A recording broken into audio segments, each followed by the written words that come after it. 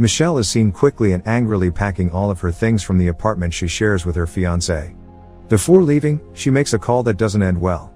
She grabs a bottle of scotch and leaves the keys next to her engagement ring. Michelle leaves town and stops at a gas station in the middle of nowhere. When she continues driving, her ex-fiancé calls her and she picks up, but doesn't say a word. He begs her not to run away because of one argument and she hangs up.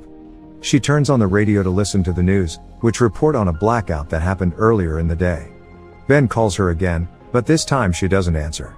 Suddenly, something hits her car and she gets pushed off the road. Michelle wakes up with an IV in her arm, not remembering how she got there. She feels that her leg is hurt and checks it, only to find that it is chained to the wall. Looking at the place, it becomes obvious that she's not in a hospital. She sees her things, along with her phone, on the other side of the room and yanks out her IV. Michelle panics for a moment because she can't get to them or unchain her leg, but she calms down and uses the fourth pole to get to her cell phone. Unfortunately, she doesn't have any service. Suddenly, she hears a rumbling noise outside and waits to see her captor. A large man enters, carrying a gun and some food for her. She begs him not to hurt her and let her go, but he just sets her IV back up and tells her that she needs fluids to recover. Terrified, Michelle asks what he'll do to her. The man, Howard, says he'll keep her alive and brings her a set of crutches, telling her to learn how to use them. She tells him that her boyfriend is looking for her, to which he replies that no one actually is. He drops the key to the cuffs on her bed and leaves, locking the hatch behind him. Michelle quickly unchains herself, puts her clothes on and starts looking for a way to escape. She uses the key to the cuffs to sharpen one of the clutches and waits for Howard to come back. At one point she realizes that he won't come back soon, when she hears the air circulating in a vent. She finds her matches and starts a fire inside the vent, then waits. The smoke activates the alarm and Howard rushes to the room, or rather cell. She attacks him, but he quickly incapacitates her and sedates her. Michelle wakes up to a new dinner plate and Howard sitting opposite her, telling her that she's tough. He admires her for that, but isn't willing to put up with it anymore, since he's already been too generous. Howard hands her some painkillers for her leg. She begs him to let her go, but he says that there is no place to go. Furthermore, he saved her life by bringing her there. Howard sits down to explain the situation to her. He says that there was an attack, but that he's not sure what kind it was. He tells her that he found her car flipped over and couldn't leave her there, so he took her to his bunker under his farmhouse. Michelle thanks him, but asks to go to a hospital. Howard says that she can't leave, because if the attack was nuclear or something even worse, there would be fallout and it might be years before they could go outside at all. Luckily, he says that he prepared for something similar. Michelle wants to call her family, but Howard tells her that they're probably dead. Suddenly, there's a racket outside of her room. He excuses himself out and starts yelling at someone. When he comes back, he tells her the same thing he's told the other one, that she needs to eat, sleep and show him some appreciation. Michelle hears a noise on the level above her room and then some music. The door is open, so she walks outside and meets the other person that's in the bunker, Emmett. They talk about what Howard has told them about the fallout, but she just wants to know if there's a way to escape. Emmett believes what Howard has told him. Then, Howard shows up and leads the two of them through the bunker toward the bathroom, telling her what the things there are. There's a common area with various forms of entertainment and a fully equipped kitchen. Michelle almost falls over, and when Emmett tries to help, Howard tells him that he mustn't touch her. He takes her to the bathroom in his private area and tells her that she can only go in there with express permission. She asks for some privacy, but he says that he doesn't trust her enough to leave her there alone and that she can close the curtain. Later, Howard is preparing dinner and telling Michelle about his daughter, when the lights phase out for a moment and the same racket as before can be heard above them. He says that it's the generators, but she wonders if it might be a car. Michelle thinks they should call the police to get information on what is happening, but he tells her that if anyone was alive he would have heard it on his scanner. Howard can tell she doesn't believe him, so he takes her to see some proof. They go to the hatch of the bunker. Howard opens the first part that will get them to an airlock, and, once inside, Michelle takes a look through the window. She sees 2 dead pigs and he tells her that it's from being exposed to the air. Michelle sees a truck outside too and remembers it from her car crash. Howard tells her that he keeps the outer door sealed at all times, with no one coming in or out. Later, Emmett comes into her room and invites himself to sit down. She asks him what he knows about Howard and he tells her that he was in the Navy, working with satellites. Emmett was the one to help him get the Doomsday Bunker set up. He comments that Howard is the conspiracy theory type. Michelle asks him if Howard kidnapped him too, but he tells her that he actually hurt his arm trying to get inside the bunker, not out. She doesn't believe the whole doomsday scenario, but Emmett tells her that he actually saw it happen. Michelle doesn't believe him either, and he tries to convince her by telling her that he fought his way in. She tells him that she heard a car above them, but he doesn't think it's possible. Howard interrupts them for dinner. There's an awkward silence at the table, but Howard pours them a drink and starts talking about the food, telling Michelle that she'll learn how to cook. Emmett tries to get on his good side and cheers in his name. He continues to talk, trying to ease the mood, by telling them what he wishes he would have done before. Emmett asks Howard what he wished, but he says that he already did what he needed to do, get prepared. Emmett continues blabbing to Howard's displeasure, so he tells him to be quiet and let them eat in peace. Michelle sees the keys on his belt, then continues the conversation that Emmett had started before. She flirts with him to make Howard angry and succeeds. The man confronts her and calls her ungrateful, asking her to apologize.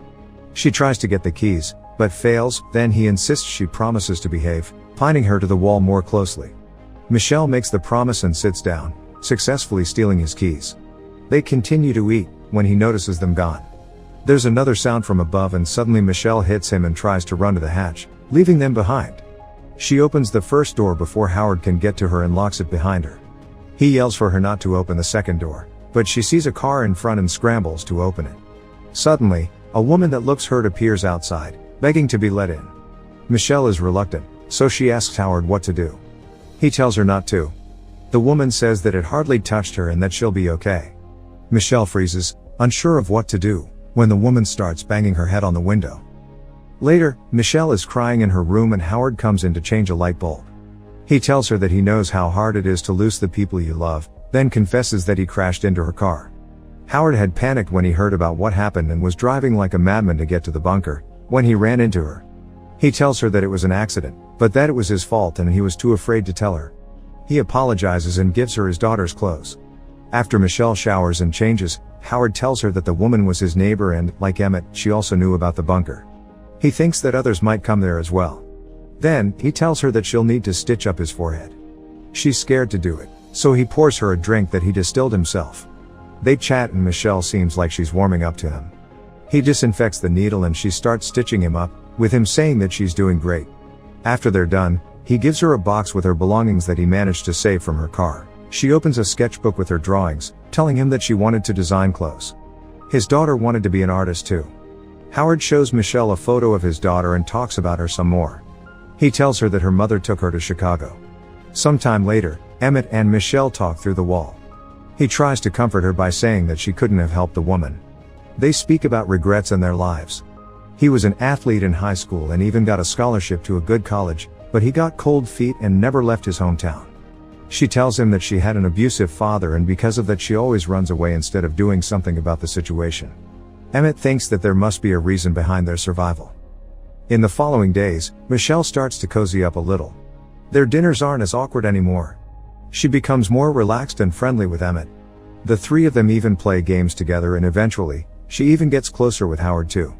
One day, Michelle and Emmett are in the common area, having fun and talking, when suddenly the bunker starts shaking and there's some strange noise outside.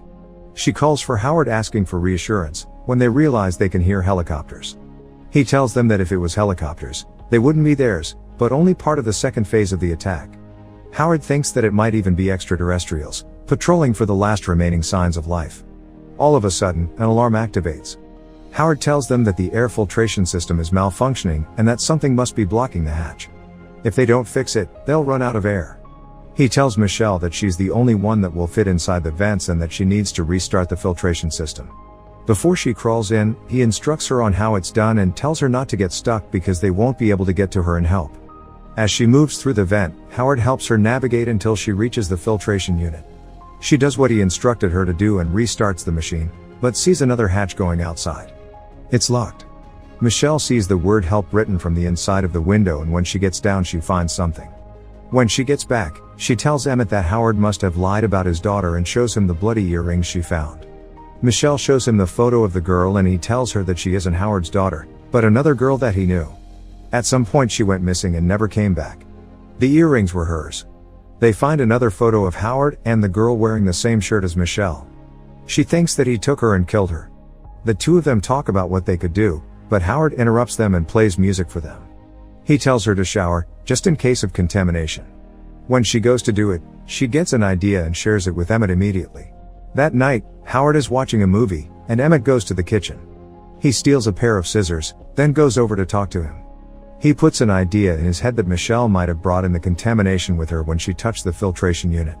Howard panics and throws away the shower curtains, then the two of them scoop it out from the trash. Michelle begins designing and creating a protection suit. Emmett helps her find everything that she would need to make it. Most of it is done and the two of them concoct a plan on how to incapacitate Howard so that one of them can go outside and look for help. One night the three of them play a game of association.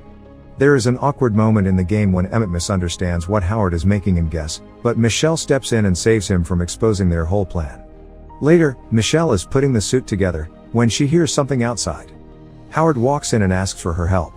They join Emmett in the common area and he shows them a barrel which he needs to be moved into the bathroom. Inside of it is a type of highly corrosive acid that can dissolve most biological material on contact. Suddenly, Howard confronts them, showing them that he found the tools they were using and asking them what they were doing with them. He drops the tools in the acid to scare them and Emmett confesses, saying that he used the tools. His story is that he wanted to take his gun away from him with some kind of weapon he could make, so that he could get Michelle to respect him the same way she does Howard. He apologizes, but Howard still kills him. Howard talks to Michelle like she's a child, trying to calm her down, saying that he needed to kill Emmett so he couldn't hurt them. Later, Michelle is in Emmett's bunk. She's upset and goes through his things, when Howard brings her some ice cream. He tells her that he wants the two of them to be a happy family. She goes back to her room and finishes the protective suit, when Howard almost catches her with the mask.